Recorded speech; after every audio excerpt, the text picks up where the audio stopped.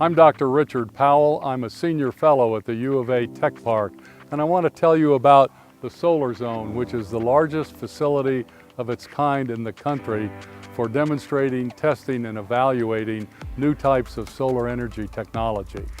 It's generally accepted now that for the health of our planet in the future, we've got to stop creating our electricity by burning fossil fuel and turn to clean, renewable energy sources.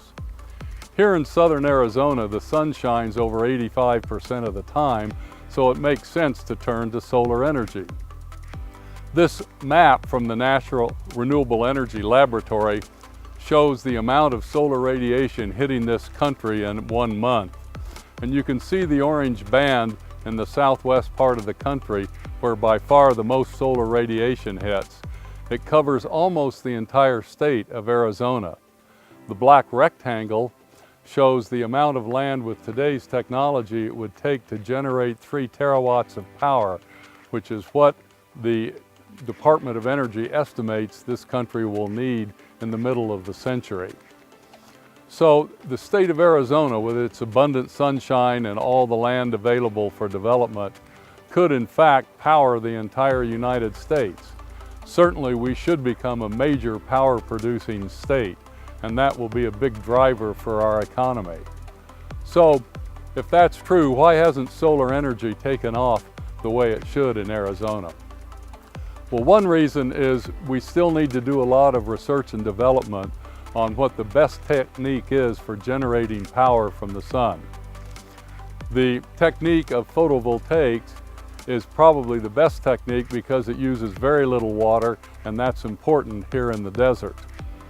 For photovoltaic technology, a photon from the sun hits a semiconductor and knocks electrons off its atoms, and these are collected in a current for electricity.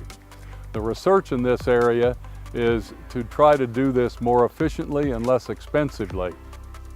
This is divided into 3 areas. The heart of a photovoltaic system is the solar cell that has the semiconductor material that converts energy to electricity. These solar cells are mounted in panels or other kinds of modules that create enough electricity to be useful. Currently, throughout the world, there are many different laboratories doing research and development on how to make better solar cells and better solar panels. The third type of research and development is building utility scale systems and putting them on the grid in the environment and seeing how they operate with water usage, land usage, and issues like this.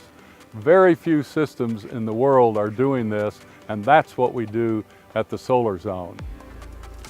In 2010, Tucson Electric Power and the University of Arizona recognized the need for this type of research, and they formed a public-private partnership called the Solar Zone, located on 223 acres of land at the Tech Park.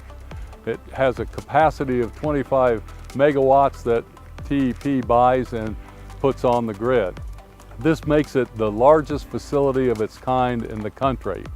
We have 7 different technologies at the Solar Zone right now, and we compared these by looking at the amount of power they produced in 1 year.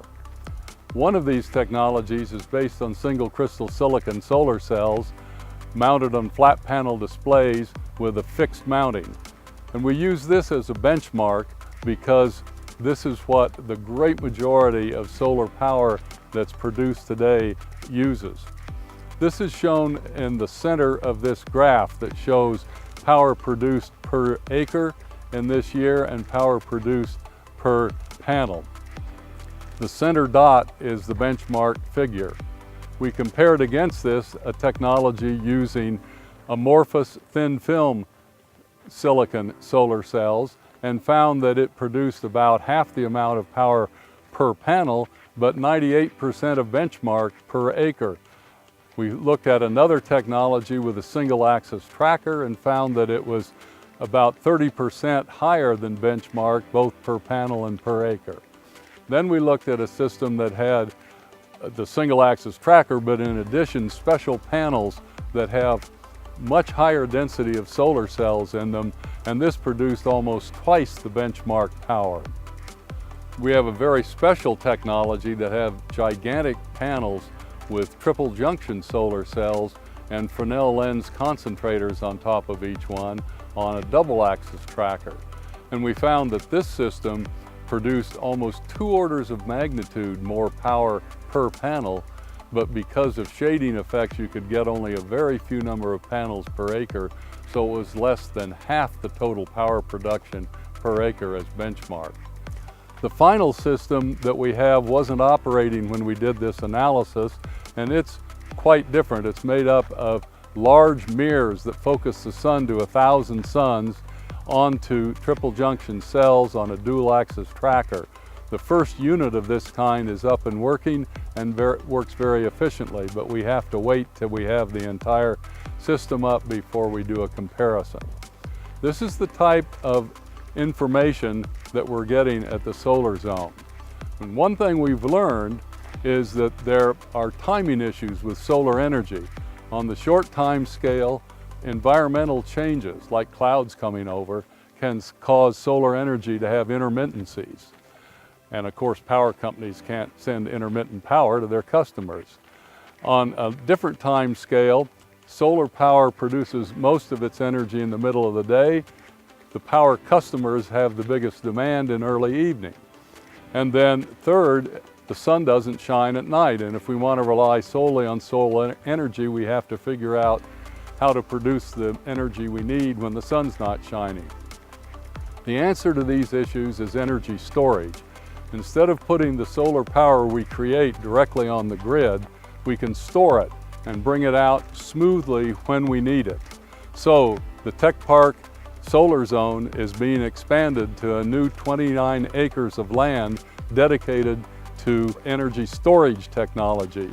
We have our first storage system in place based on lithium-ion batteries, which is the current state-of-the-art for energy storage.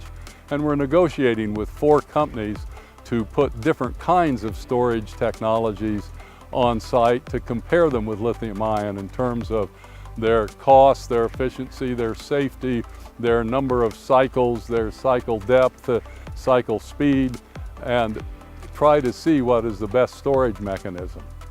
Whatever the final result is in terms of the optimum technology for solar power generation and solar power energy storage, the solar zone will play an important role in getting more solar power on the grid in the future.